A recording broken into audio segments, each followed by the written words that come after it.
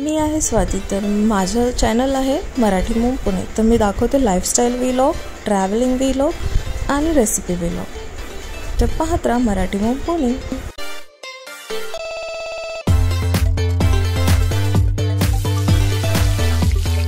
हाय, hello, नमस्कार. मी स्वाती. माझ्या मराठी मूम पुणे या यूट्यूब चॅनलमध्ये तुमचे खूप खूप मनापासून स्वागत करते. तर आता आम्ही आलेलो आहोत सोमनाथला.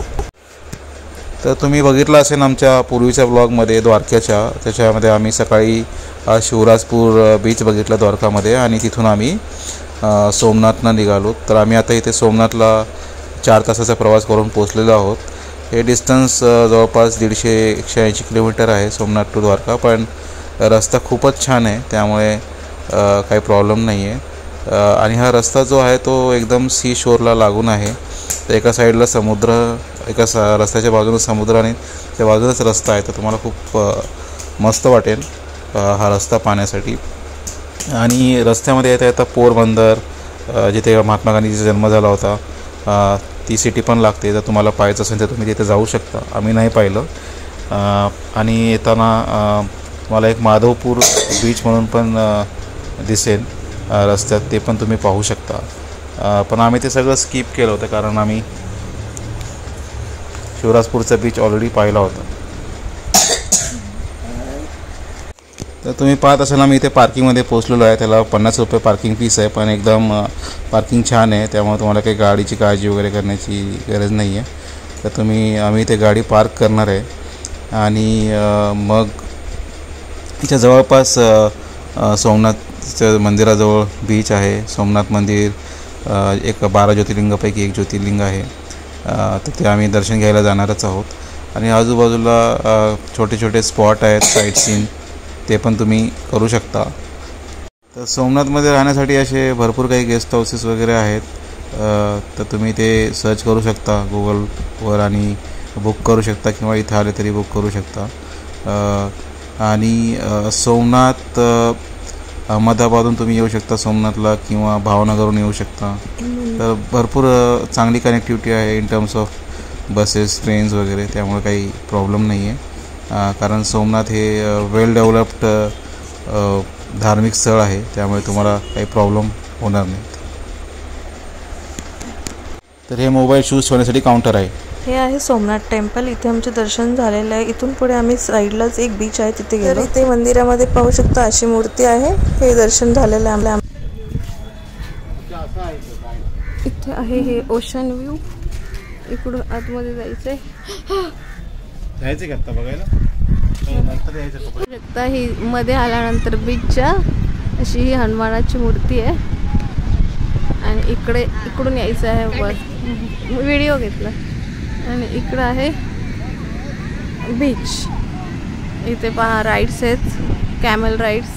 पूर्ण बीच आहे, असं समुद्र आहे मस्त. आणि इकडे आहे सूर्य.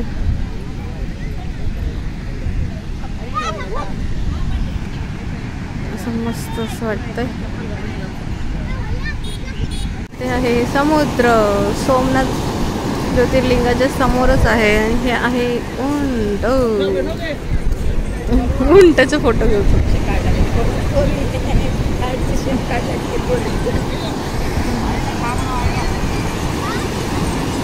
आई ते खाऊन घ्या. आणले घ्या घ्या.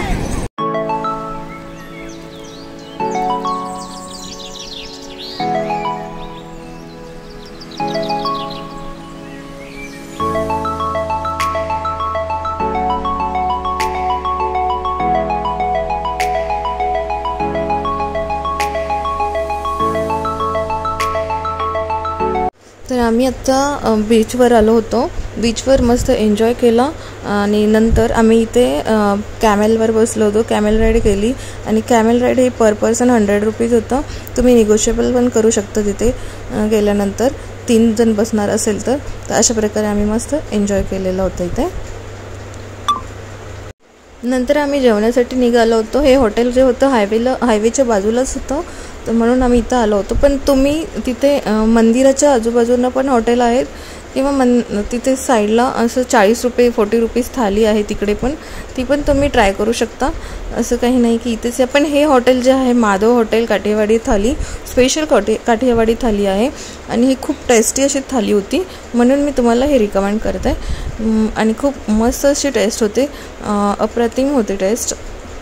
आता आम्ही जात आहोत मध्ये हॉटेलमध्ये आणि त्यामध्ये तुम्हाला वेगवेगळ्या प्रकारच्या भाज्या होत्या आणि भाज्या अजून ताक, अजून वेगवेगळ्या प्रकारचं सॅलड, असं वेगवेगळं होतं टेस्ट करायला. मस्त अशी टेस्ट होती तिथली. तुम्ही पण तिथे गेल्यानंतर एकदा नक्की ट्राय करू शकता. तर इथे मी तुम्हाला आता दाखवणारच आहे थालीमध्ये काय काय आहे ते, तर ते तुम्ही पाहू शकता.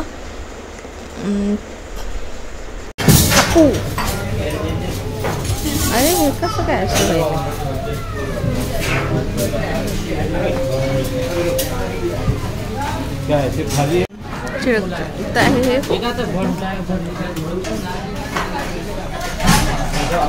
दिलेलं आहे सलाड सगळं. हे आहे लोणचं, लिंबू, हे काय पत्ता गोबी, हे दही आहे का?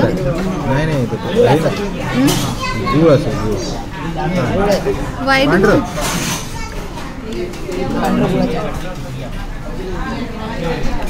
लिंबू, लोणचं, पत्तागोबीचं पत्तागोबी, गुळ आहे, हे गुळ आहे, लोणचं आहे, हे पण लोणचं. इथे पाहू शकता ही थाली आहे. एक मिनिट ठेवा, एक मिनिट. ही थाली आहे, याच्यामध्ये वेगवेगळ्या भाज्या आहेत, वेगवेगळ्या प्रकारच्या भाज्या आहेत. इथे अनलिमिटेड जेवण आहे 150मध्ये, 150 रुपयामध्ये. आणि हे काठियावाडी थाली आहे ही. यहाँ पे हे दिया है रोटला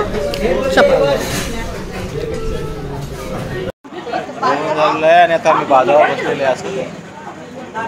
तर निघायचं आहे. हॉटेल खूप चांगलं आहे जेवणासाठी. काठियावाडी थाळी 150 रुपीज आहे आणि त्याच्यामध्ये सगळं आहे तुम्हाला. उंदिओ, वांग्याचे भरीत, दाल फ्राय, कढी, खिचडी, पापड सगळं मिळतं.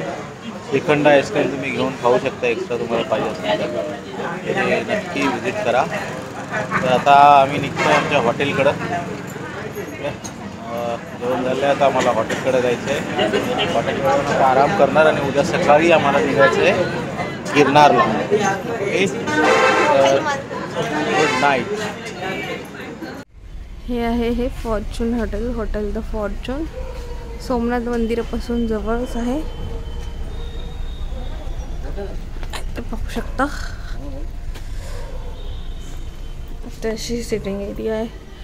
इथे हे असं लावलेलं आहे सगळं.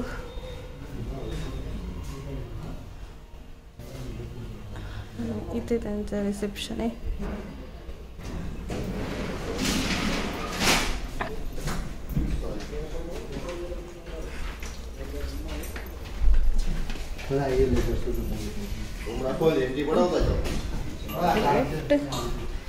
इकडे पण आहे रूम. हा आहे ग्राउंड फ्लोअर. इथे बॅग घेऊन जाते लिफ्टमध्ये.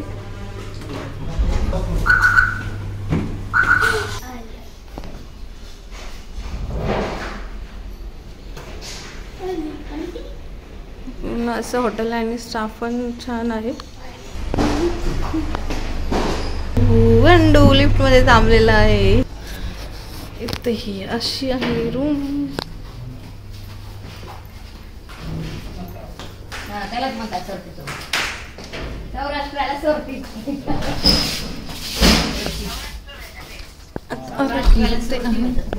वॉशरूम.